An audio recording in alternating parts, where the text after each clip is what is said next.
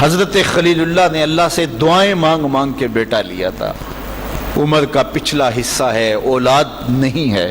اللہ سے دعا مانگتے ہیں، اللہ مجھے اولاد عطا کر دے. رات کے پچھلے پہر اٹھ اٹھ کے دعائیں مانگتے ہیں. خیر اللہ نے کرم فرمایا. حضرت سارہ کے بطن سے تو اولاد نہیں ہوئی، اب حضرت ہاجرہ سے نکاح کیا. اب حضرت ہاجرہ سے نکاح ہوا تو اللہ نے ان کے بطن سے انہیں ایک خوبصورت بیٹا دیا جس کا نام اسماعیل رکھا. اللہ اکبر! اللہ کی کتنی بڑی آزمائش تھی. اللہ کی طرف سے آواز آئی، میرے حکم کی تعمیل کرتے ہوئے اپنی زوجہ کو اور اپنے بیٹے کو وادی غیر ذی زرع میں چھوڑاؤ. تو پھر وہ آج جہاں کعبۃ اللہ ہے، یہاں پہاڑوں کے بیچ حضرت ہاجرہ کو چھوڑ کے حضرت خلیل اللہ واپس چلے گئے. اور پھر جب حضرت اسماعیل علیہ السلام کی عمر 13 سال ہوئی تو ایک بار ملنے آئے تو حضرت خلیل اللہ کو حکم ہوا، خواب آئی اور خواب میں یہ حکم ہوا. نبیوں کی خواب بمنزلہ وحی ہوتی ہے. ہمارے جو خواب ہیں ان میں سے کچھ خواب ایسے ہیں جن کو کہا گیا نبوت کا 46واں حصہ ہے، اچھے خواب. لیکن ہمارے خواب ادغاث و احلام ایسے بھی ہوتے ہیں جو دن کے خیالات کا عکس ہوتے ہیں.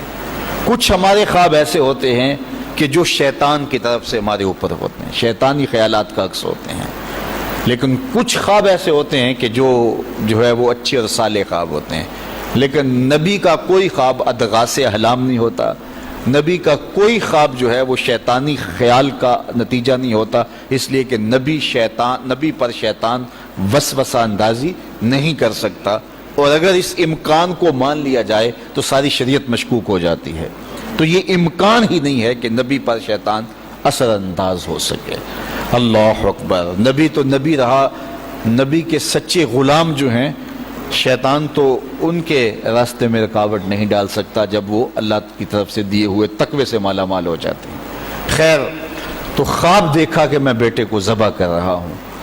تو آئے اور بیٹے سے کہا، پہلے زوجہ سے کہا کہ بیٹے کو تیار کر دو، ہم نے دوست کی دعوت پہ جانا ہے. ویسے خلیل عربی میں گوڑے دوست کو ہی کہتے ہیں. اور حضرت ابراہیم اللہ کے خلیل کہلائے، رب نے ابراہیم کو اپنا دوست قرار دیا تھا. تو پھر کہا دوست کی دعوت ہے، دوست کا بلاوا ہے، میں نے بیٹے کو وہاں لے کے جانا ہے. تو حضرت ہاجرہ بیٹے کو تیار کر دیتی ہیں، کنگھی بھی کرتی ہیں، بالوں میں تیل بھی لگاتی ہیں، خوبصورت کپڑے بھی پہناتی ہیں. اللہ سے مانگ مانگ کے لیا گیا بیٹا. اللہ اکبر! اب 13 سال کی عمر، فلما بلغ معہ السعی، جب وہ بلوغت کی عمر میں پہنچا، چلنے پھرنے کے قابل ہوا، تو حضرت ابراہیم علیہ السلام ان کو لے کے ساتھ چلے. اور راستے میں جب یہ منظر دیکھا کہ باپ بیٹے کو اللہ کی رضا کے لیے ذبح کرنے جا رہے تو شیطان کے تن بدن میں آگ لگ گئی. قیامت تک یہ نقشہ دنیا دیکھے گی، کیا منظر ہوگا خدا کی رضا کے لیے یوں بھی اظہار کیا جاتا ہے. تو وہ حضرت ابراہیم علیہ السلام کے پاس آیا. ابراہیم، ایک خواب کے سہارے بیٹے کو ذبح کرنے جا رہے ہو، اللہ کو راضی کرنے کے اور تھوڑے طریقے ہیں. تو حضرت خلیل اللہ نے پتھر اٹھا کے اس کے جو ہے وہ مارا، کہا ہٹ جا، میرے پاس ایک اسماعیل ہے، 1000 اسماعیل بھی ہوتے، قربان کر دے. یہ وہی جگہ ہیں. پھر حضرت اسماعیل کے پاس آیا تو انہوں نے بھی یہی بات کہی، کہا کہ ماں کی ممتا بڑی کمزور ہوتی ہے. تو حضرت ہاجرہ کے پاس آ گیا، کہا کہ شہزادہ کدھر ہے؟ کہا دوست کی دعوت پہ ان کا باپ لے کے گیا ہے. کہا نہیں، دوست کی دعوت نہیں ہے، وہ تو ان کو ذبح کرنے لے جا رہا ہے. کہا کوئی سوچ کے بات کر، دعائیں مانگ مانگ کے لیا رب سے، اپنے ہاتھوں سے ذبح کر دے گا؟ دنیا کی تاریخ میں ایسا کبھی ہوا نہیں کسی باپ نے اپنے بیٹے کو ذبح کیا ہو اور بیٹا نافرمان ہو، تب بھی کبھی ایسا نہیں ہوا. یہ تو وہ بیٹا ہے کہ جس کی پیشانی میں اجالے رکھے ہوئے ہیں، جس کی چمکدار آنکھیں خیرہ کر دیتی ہیں. کیا اس بیٹے کو ذبح کرے گا؟ اور باپ بھی اتنا نرم دل، پھر مانگ مانگ کے لیا، مجبور ہو گیا، کہنے لگا کہ وہ اسے اللہ کا حکم کہتا ہے. تو حضرت ہاجرہ سلام اللہ علیہ نے کہا ظالم بھاگ جا، اگر اللہ کا حکم ہے میری گود میں ایک اسماعیل ہے، 1000 اسماعیل بھی ہوتے قربان کر دے. یہ انوکھی داستان تھی جو کائنات میں رقم ہونے جا رہی ہے. یہ کوئی افسانہ نہیں ہے، یہ امر واقعیہ ہے، یہ ہونے والی داستان ہے. جس کی یادیں پورے عالم میں بکھری ہیں. کائنات میں ایسا انوکھا واقعہ، ایسا البیلا واقعہ زمانے میں نہیں دیکھا ہوگا جو یہ واقعہ رقم ہونے جا رہا ہے. حضرت اسماعیل 13 سال کی عمر اور حضرت ابراہیم اپنے بیٹے کو ساتھ لیے جا رہے ہیں. راستے میں میٹھی میٹھی باتیں بھی ہو رہی ہیں. جب مناکس وادی میں پہنچے، آج حاجی جو ہے جب وہ رمی جمار کرتا ہے تو وہ کہتا مجھے فون پہ بتا دو کہ میرا جانور ذبح ہو گیا کہ نہیں ہو گیا. اس میں اتنی ہمت نہیں ہوتی کہ اس قربان گاہ پہ چل کے جائے. وہ کہتا ہے تھکن سے چور ہوں. اللہ اکبر، حاجی تجھ سے تو چل کے جایا نہیں جاتا اور شریعت نے تجھے سہولت بھی دے دی، کوئی ضروری نہیں ہے کہ تو وہاں جائے. لیکن ذرا دیکھ وہ منظر کتنا دل آویز تھا. اگر حاجی کو کہا جاتا کہ بیٹا بھی ساتھ لے جانا ہے اور وہاں بیٹے کو ذبح نہیں کرنا، صرف گردن پہ چھری ہی رکھنی ہے، تو کلیجے کانپ جاتے. اللہ اکبر، رسم بھی ادا نہ ہو پاتی. لیکن یہاں ایک انوکھا واقعہ عملاً روح پذیر ہوا. فلما بلغ ماہ السعی، جب وہاں پہنچے تو کہا یا بنیا، اے میرے بیٹے. اللہ کتنا میٹھا اور دلاویز انداز تھا. اے میرے بیٹے، یا بنیا، یا بنی نہیں کہا، میرے بیٹے نہیں کہا، بیٹے نہیں کہا، یا بنیا، اے میرے بیٹے. اس میں اپنائیت کا جمال دیکھیے اور ٹپکتا ہوا شہد دیکھیے پیار کا. اے میرے بیٹے، میں نے خواب دیکھا ہے، انی اذبحک فانظر ماذا تری، کہ میں تمہیں ذبح کر رہا ہوں. فانظر ماذا تری، اب تو بتا تیری رائے کیا ہے. باپ نہ بتاتا ذبح کر لیتا، لیکن نے بیٹے کو شامل کیا. بتانا، میں نے یہ خواب دیکھا ہے اور نبی کا خواب بمنزلہ وحی ہے. اب تو بتا تیری رائے کیا ہے، مجھے بتائیے. باپ بیٹے کو کہے کہ میں تجھے ذبح کرنا چاہتا ہوں. اللہ اکبر.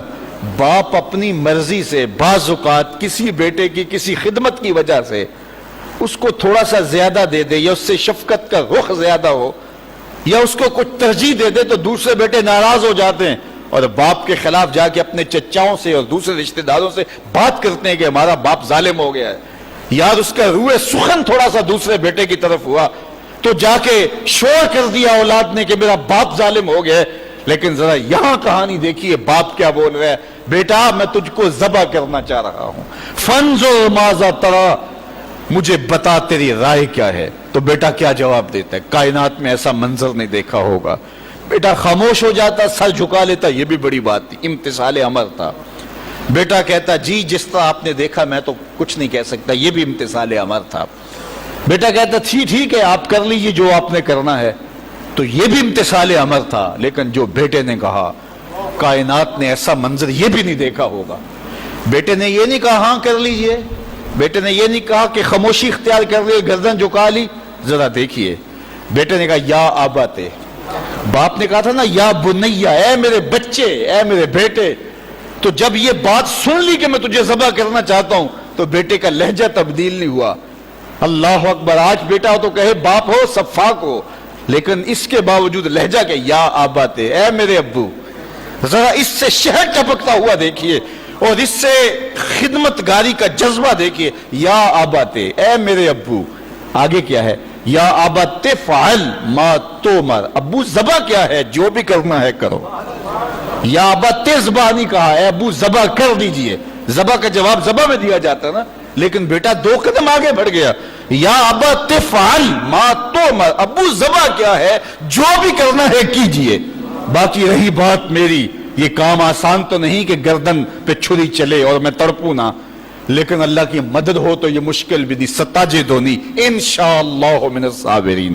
آپ دیکھیں گے رب نے چاہا تو صبر کر کے دکھاؤں گا، تڑپوں گا بھی نہیں. باپ رسی بھی ساتھ لے گیا تھا، چھری بھی ساتھ لے گیا تھا. چھری نکالی.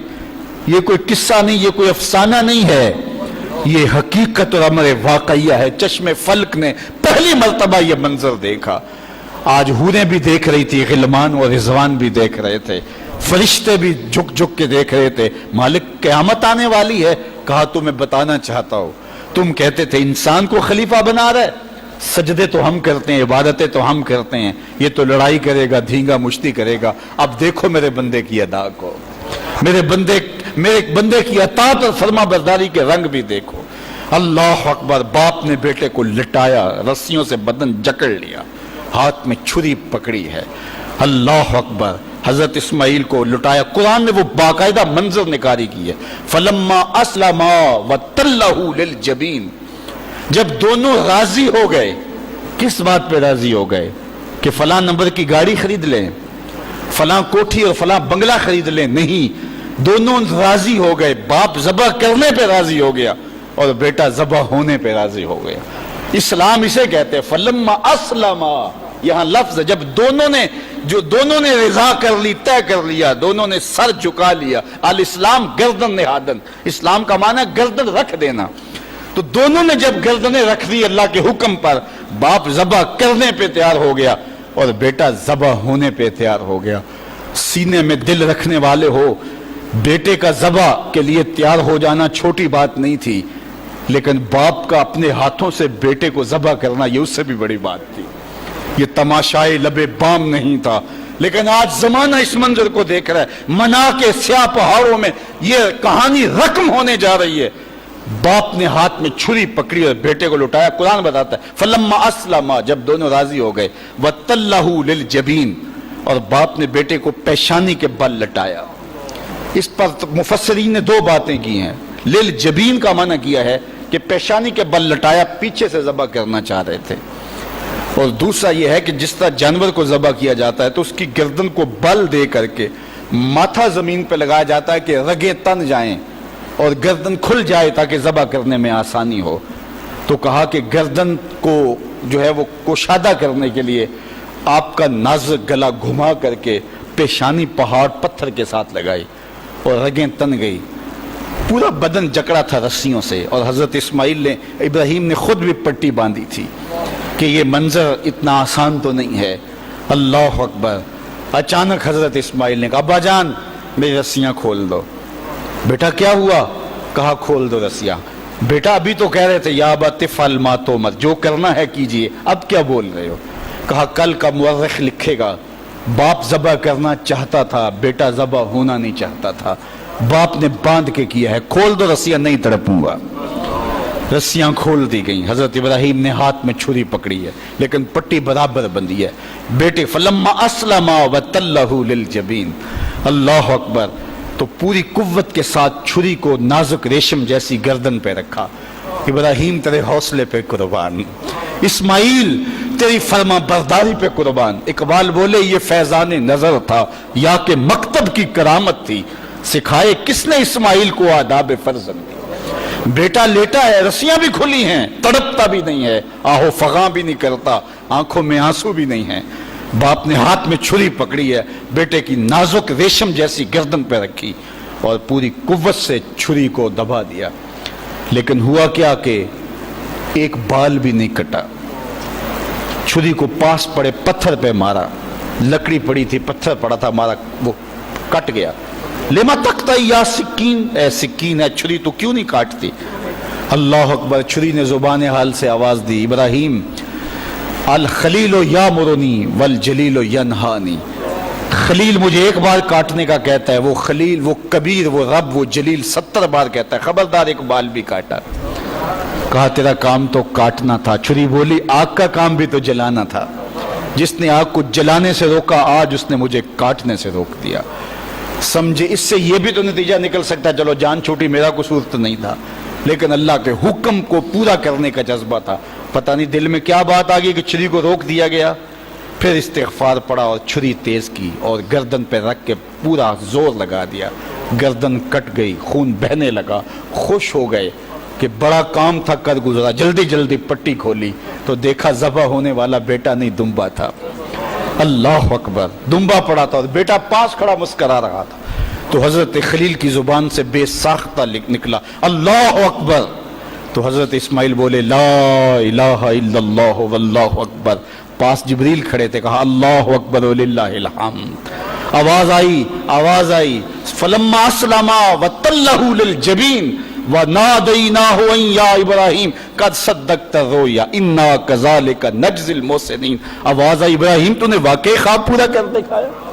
تو نے تو اپنے گمان میں بیٹے کی گردن پہ چھری چلائی، لیکن یہ ہم نے اس وقفے میں دمبا رکھ دیا. تم نے واقعی خواب پورا کر دکھایا. وفدیناہ بذبح عظیم. ہم نے ان کے جو ہے بدلے میں ایک دمبا دے دیا اور ہم نے اس کو پچھلوں کے لیے سنت رکھ دیا۔ آج منا کی وادی میں حاجی وہاں جا کے دمبے کی گردن پہ چھری پھیر رہا ہوتا ہے، وہ یادگار آج اس مذبح پہ، آج اس منصب پہ جہاں بیٹے کی قربانی کے لیے حضرت خلیل چھری ہاتھ میں لیے کھڑے تھے، آج 40 لاکھ جانور قربان ہو رہے ہیں اور پوری دنیا کے اوپر قربانیاں ہو رہی ہیں۔ اللہ اکبر، وہاں آواز آتی ہے سلام علی ابراہیم، اے ابراہیم تیرے اوپر سلام۔